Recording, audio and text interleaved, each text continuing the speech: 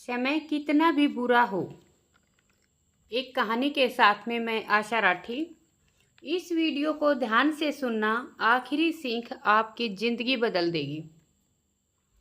एक बार एक बहुत दुखी आदमी एक महात्मा के पास आकर कहता है, मैं अपने जीवन से बहुत दुखी हूँ। मैं अपनी बीवी, अपने परिवार को भी खुश नहीं रख सकता। मैं अपने लिए भी कुछ नहीं कर पा रहा। कभी कभी तो जिंदगी को ख़त्म करने के भी ख्याल आते हैं। आप इतनी साधनाएं करते हैं, इतनी तपस्याएं करते हैं, क्या आप मुझे कोई ऐसा मार्ग बता सकते हैं जिससे मैं अपने बुरे वक्त से बाहर आ सकूं? मेरा बहुत बुरा समय चल रहा है। 2 वक्त की रोटी का इंतजाम करना भी मेरे लिए बहुत मुश्किल हो गया है। अब आप ही बताएं कि ऐसे वक्त में मैं जिंदा रहूं तो कैसे रहूं? कैसे अपने परिवार को खुश रखूं? कृपा करके कोई साधारण सा तरीका बताने की कृपा करें ताकि मैं आसानी से समझ सकूं, क्योंकि मैं बहुत पढ़ा लिखा नहीं हूं। अगर आप बड़ी से बड़ी ज्ञान की बातें करेंगे तो शायद मैं कभी ना समझ पाऊं। ये सुनकर महात्मा ने मुस्कुराते हुए कहा, तुम एक काम कर सकते हो। फिर महात्मा ने सामने की ओर इशारा करते हुए कहा कि उस ऊंची पहाड़ी पर एक मंदिर है और उस मंदिर के पास एक चींटियों का घर है। वहाँ पर हजारों चींटियाँ रहती हैं। तुम्हें सुनने में बड़ा अजीब लगेगा, लेकिन वो चींटियाँ उस मंदिर की जमीन को खराब कर देती हैं, उस मिट्टी को उपजाऊ शक्ति को खराब कर देती हैं, जहाँ पर उसके कारण कोई भी पेड़ या कोई भी घास नहीं पनप पाता। तुम मेरा एक काम करो, उसके बाद मैं तुम्हारे सवालों के जवाब दूंगा।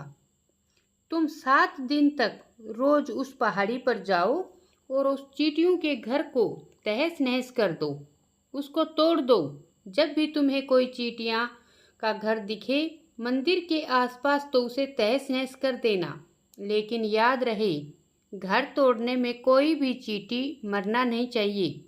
इस बात को समझने का प्रयास करते हुए वो युवक वहाँ से चला गया। शायद उसको समझ में नहीं आया कि महाराज जी ऐसा क्यों करवा रहे हैं। उन चींटियों पर अन्याय कर रहे हैं, उनका घर तुड़वा रहे हैं, उनको नुकसान पहुंचा रहे हैं। आखिर कौन महात्मा ऐसा करेगा?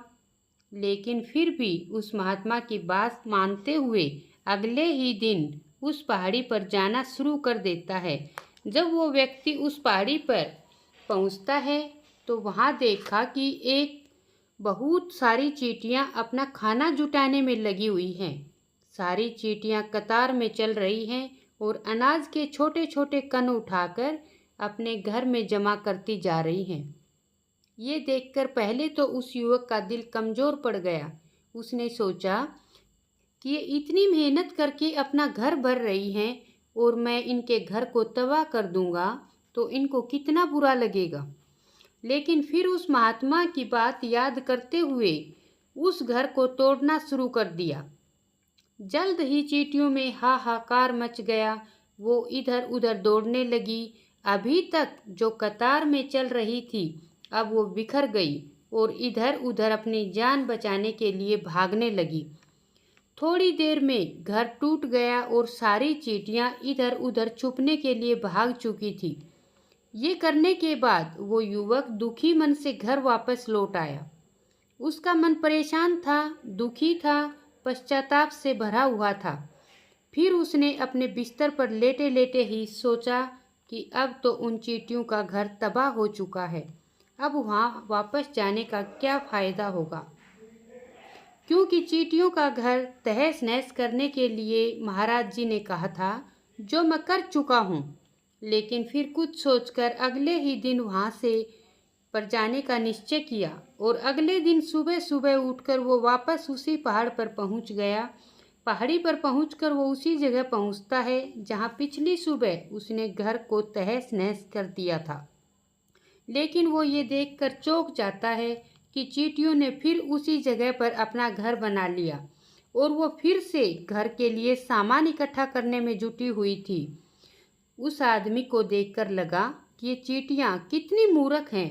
इनको पता है कि कल ही इनका घर इसी जगह पर तबाह किया था और उसी जगह पर उन्होंने नया घर बना लिया। और ये सोचकर वो आदमी हंसने लगा, लेकिन फिर से महात्मा की बात याद करते हुए उसने उन चींटियों का घर फिर से तबाह करना शुरू कर दिया। फिर से उन चींटियों में हलचल मच गई और थोड़ी देर में वो चींटियां इधर उधर अपनी जान बचाने के लिए भागने लगी। कुछ ही देर में उनका घर फिर से नष्ट हो गया और वो युवक फिर थोड़ा संतोष के भाव से इस बार तो उस घर को अच्छी तरह से तबाह कर दिया। अब तो वो चींटियां यहाँ पर घर बना ही नहीं सकती, इसीलिए जाने से पहले उसने उस घर के ऊपर ठंडा पानी भी डाल दिया ताकि चींटियां वहाँ पर अपना घर न बना सकें। और इस तरह अपना कर्म पूरा करके वो युवक अपने घर लौट आया। आज रात में सोते वक्त फिर से वो युवक यही सोच रहा था कि क्या महात्मा ये सही काम करवा रहे हैं? क्या किसी का घर तबाह करना किसी सिद्ध पुरुष को शोभा देता है? अगर वो महात्मा सिद्ध पुरुष हो ही ना तो क्या होगा अगर वो मुझे बेवकूफ़ बना रहे हों। लेकिन फिर भी उसने निश्चय किया कि मैं पहले अपना काम पूरा कर लेता हूँ, उसके बाद ही पता चलेगा कि महात्मा जी मुझसे ऐसा क्यों करवा रहे थे। और यही सोचकर वो रात में सो जाता है। अगले दिन सुबह उठकर वो फिर उसी पहाड़ी की ओर निकल जाता है। पहाड़ी पर पहुंचकर वो उस जगह पहुंचता है जहां पर उनके घर को तबाह कर दिया था और वो ये देखकर खुश हो जाता है कि वहां पर कोई घर नहीं बना था। सारी चींटियां वहां से भाग चुकी थी। अब उसने सोचा मेरा रोज रोज आने का क्या फ़ायदा होगा, क्योंकि सारी चींटियां भाग चुकी हैं और महाराज जी ने 7 दिन आने को कहा था। आज तो मेरा तीसरा ही दिन है, अब बाकी 4 दिन वापस आने का क्या फ़ायदा होगा। यही सोचकर उसने निश्चय किया यहाँ से वो सीधा उस महात्मा के पास जाएगा और उनको ये सारी खबर देगा। बस मुड़कर उस पहाड़ी से महात्मा की तरफ जाने लगा। तभी अचानक उसकी नज़र एक घर पर पड़ी जो कि चींटियों का ही बनाया हुआ था। मतलब वो घर चींटियों ने ही बनाया था और अब वो चींटियां नए घर में वास कर चुकी थी। ये नया घर उसके पुराने घर से थोड़ी ही दूर पर था और अब उस युवक की नज़र उस घर पर पड़ी तो उस युवक ने सोचा कि शायद महात्मा को पता था कि ये चींटियां अपना घर यहाँ से बदलकर कहीं दूसरी जगह बना लेंगी, इसीलिए उन्होंने मेरे को 7 दिन आने को कहा था। और वो ये विचार करके वो उनका नया घर भी तोड़ने के लिए पहुंच जाता है। तो जब वहां पर पहुंचा तो चींटियां उसी तरह अपने कार्यों में लगी हुई थी। वो अपने लिए खाना इकट्ठा कर रही थी और अपने घर में जमा कर रही थी। पुराना घर टूटा हुआ था, वहां भी अनाज के कण बचे हुए थे और चींटियां वहां से अनाज इकट्ठा कर के वापस अपने नए घर में ला रही थी। अब यहाँ पर फिर युवक का मन कमज़ोर पड़ गया, क्योंकि वो खुद भी कमज़ोर था, खुद भी वक्त का मारा हुआ था। इसीलिए उनके मन में चींटियों के प्रति दया का भाव उमड़ रहा था। उनके ऊपर उसे दया आ रही थी। वो चाहता था कि उनकी मदद करे, लेकिन उल्टा उनको नुकसान पहुंचा रहा था। लेकिन उस महात्मा की बात को याद करते हुए फिर से उसने उस घर को तोड़ने का निश्चय किया और उसने इस बार बड़ी ही सावधानी के साथ बिना किसी चींटी को नुकसान पहुंचाए वो घर तबाह करना शुरू कर दिया। वक्त थोड़ा ज़्यादा लगा, क्योंकि किसी भी चींटी को नुकसान न पहुंचाने की शर्त महात्मा ने पहले ही रखी थी। इसीलिए उसको बड़ी ही सावधानी के साथ उन घरों को तबाह कर रहा था। लेकिन आखिरकार उस घर को भी तबाह कर दिया और उस घर को तबाह करने के बाद वो बड़े ही दुखी मन से, इस बार वो पहले से भी ज़्यादा दुखी था, क्योंकि उसने उनका नया घर भी तोड़ दिया था। वो उन चींटियों को बसने ही नहीं दे रहा था और वो अब अपने आप को शैतान या दानव समझने लगा था। लेकिन फिर भी उस महात्मा की बात को मानते हुए वो अपने घर पर दुखी मन से वापस आ गया। रात में सोने से पहले एक बार फिर उसने सोचा कि मैं कितना बड़ा शैतान हूँ, कितना बड़ा दानव हूँ। पुराना घर तो छोड़ो, मैं उन चींटियों को कहीं भी बसने के लिए जगह ही नहीं दे रहा हूँ। वो चींटियाँ मेरे बारे में क्या सोचती होंगी कि वो कितना बड़ा दानव होगा। उस परमात्मा को मेरे द्वारा काम करवा रहा है, लेकिन फिर भी उसने जाने का निश्चय किया। और अगले दिन सुबह सुबह वो वहां पर पहुंच गया। वो ये देखकर फिर से आश्चर्यचकित रह जाता है कि इस बार चींटियों ने एक और नई जगह अपना घर बना लिया था। वो तो पहले से भी ज़्यादा ऊर्जा के साथ काम कर रही थी और उन्होंने एक रात में पहले से भी बड़ा घर बना लिया था और वो अब फिर से अपना अनाज और खाना इकट्ठा करने में जुटी हुई थी। ये देखकर उस आदमी को लगा कि चींटियाँ किस मिट्टी की बनी हुई हैं। मैं उनको बार बार यहाँ से भगाने की कोशिश कर रहा हूँ और ये यहीं पर अपना घर बना लेती हैं। क्या इनको पता नहीं है कि मैं यहाँ पर इनको बसने नहीं दूंगा? ये चींटी हैं, देखने में कितनी छोटी हैं, लेकिन फिर भी ये मुझसे हार नहीं मान रही। बड़ी ताज्जुब की बात है। और इस बार उसने गुस्से में उस घर को तहस नहस करना शुरू कर दिया। लेकिन इस बार तहस नहस करते हुए कुछ चींटियां वहां पर मर गई, उसके पैरों तले कुचल दी गई। कुचलने के बाद अब वो अपने अहंकार से बाहर आया तो उसने देखा कि गुस्से में उसने उन चींटियों को कितनी क्षति पहुंचा दी है। उसका मन पश्चाताप से भर गया और वो रोता हुआ अपने घर की ओर बढ़ गया। रात में सोते वक्त उसने सोचा कि मैं उन चींटियों पर बहुत ज़्यादा अत्याचार कर रहा हूँ और अब इससे ज़्यादा अत्याचार मैं नहीं कर पाऊँगा। और यही सोचकर वो अगले दिन उन चींटियों के लिए अपने घर से थोड़ा सा आटा लेकर उसी पहाड़ी पर पहुँच जाता है। आज उसके मन में उन चींटियों के प्रति श्रद्धा भाव था, दया का भाव था। आज वो उनकी मदद करना चाहता था। और जब वो वहाँ पहुँचा तो चींटियाँ फिर अपने नए घर को बसाने में जुटी हुई थी। उसने बड़े ही करुणा के साथ उन चींटियों को अपने घर से लाया हुआ आटा खिलाया। अगले 7 दिनों तक वो ऐसा करता रहा। वो रोज़ सुबह जाता, उन चींटियों को अपने हाथों से आटा खिलाता। 7 दिन के बाद वो युवक उस महाराज के पास पहुंचकर हाथ जोड़कर बोलता है कि हे महाराज जी, मुझे माफ़ कर देना। मैंने उन चींटियों का घर तबाह करने की बहुत कोशिश की। मैंने उनका घर तबाह किया भी, एक बार नहीं 4 बार। मैंने उनका घर तोड़ा, उसके बाद मैं हिम्मत नहीं कर पाया, उनके घर को नहीं तोड़ पाया। मैं समझ सकता हूँ कि मैंने आपका काम पूरा नहीं किया और इसके बदले में आप मुझे तरीका भी नहीं बताएंगे जो कि मुझे मेरे बुरे वक्त से बाहर निकाल सकता है। लेकिन मुझे इसकी कोई परवाह नहीं है। मुझे लगता है मैंने जो किया वो सही नहीं किया, इसीलिए मैं आपसे आज्ञा लेकर वापस जा रहा हूँ। कृपया मुझे आप घर जाने की आज्ञा दीजिए। ये सुनकर महात्मा जी ने मुस्कुराते हुए कहा कि अरे बेटा, कहाँ चल दिए? रुको, जलपान तो कर लो, थोड़ी देर ठहर जाओ, उसके बाद चले जाना। और ये कहकर वो महात्मा उस युवक के लिए पानी लेकर आता है। पानी पिलाने के बाद महात्मा उस युवक से पूछता है कि तुम मुझे ये बताओ कि आखिर तुम उन चींटियों का घर तबाह क्यों नहीं कर सके? वो चींटियां तो छोटी हैं और तुम इतने विशालकाय हो, फिर भी तुम उन छोटी छोटी चींटियों का घर तबाह नहीं कर पाए। कहाँ है तुम्हारी शक्ति? इसका जवाब देते हुए उस युवक ने कहा, हे महाराज, मैंने उन चींटियों का घर तबाह कर दिया था, बार बार किया था। एक बार तो अपने गुस्से में उन चींटियों को हानि भी पहुंचा दी थी।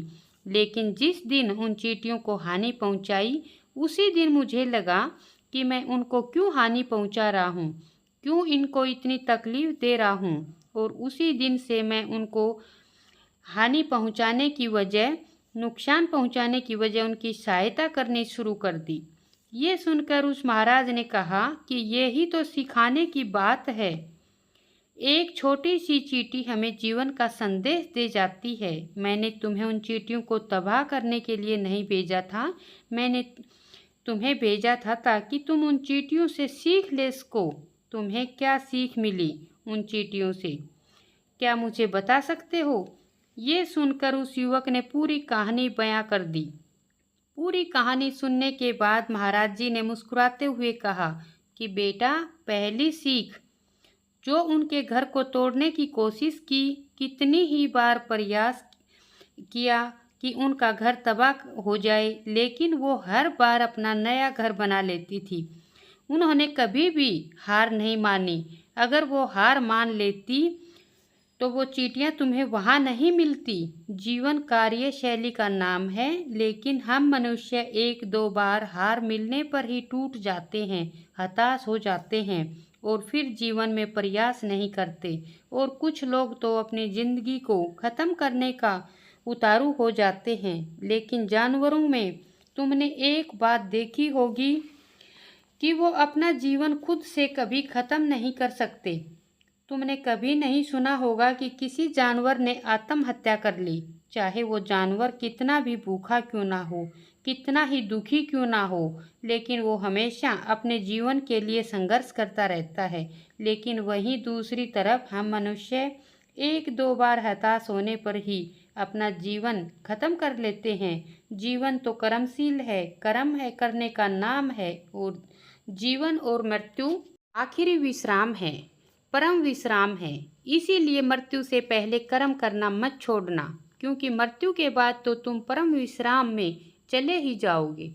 तो उससे पहले कर्म करना क्यों छोड़ रहे हो, क्यों हताश हो रहे हो? अगर तुम्हारा एक घर टूट गया है तो दूसरा घर बनाने का प्रयास करो, कोशिश करो, और कोशिश करने वालों की कभी हार नहीं होती। ये तो तुम उन चींटियों से देख चुके हो। देखने में तुम में कितनी छोटी हैं वो चींटियाँ, और तुम इतने बड़े हो, लेकिन उनका मन तुम्हारे मन से इतना बड़ा है, इतना विशाल है, इतना दृढ़ संकल्प है कि इतनी बार घर टूटने पर भी उन चींटियों ने कभी हार नहीं मानी। दूसरी सीख ये है कि जब भी हमारा बुरा समय आता है, हमें लगता है कि ये समय कभी नहीं जाएगा, ये समय मेरे जीवन को बर्बाद कर देगा, मुझे कभी नहीं जीने देगा, और अपने इन्हीं ख्यालों से, इन्हीं विचारों से, जिसकी असलियत में कोई भी अस्तित्व नहीं है, वो सिर्फ विचार हैं, और वही विचार हमारे मन को दुखी कर देता है। इसीलिए हम प्रयास करना ही छोड़ देते हैं। लेकिन तुम खुद सोचो कि बार बार प्रकृति हमें हानि पहुंचाएगी, नुकसान पहुंचाएगी, लेकिन कब तक पहुंचाएगी? अगर हम बार बार फिर से उठ के फिर से नया प्रयास करते रहेंगे तो प्रकृति भी हमारे सामने घुटने टेक देगी, और वो भी एक दिन हमारे ऊपर दयावान हो जाएगी, कृपालु हो जाएगी, और वो हमें सब कुछ देगी जिसकी हमें कभी कामना की थी। तुमने खुद देखा कि तुम उन चींटियों को तबाह करने पहुँचे थे, लेकिन बाद में तुम ही उन चींटियों को अनाज और आटा देने लगे। तुम ही उन्हीं पर कृपालु हो गए। क्यों हुए? क्योंकि तुमने देखा कि वो चींटियां हार ही नहीं मान रही थी। इसी तरह अगर तुम भी अपने जीवन में कभी हार नहीं मानोगे तो एक ना एक दिन ये प्रकृति तुम्हें सब कुछ देगी जो तुम अपने जीवन में पाना चाहते थे।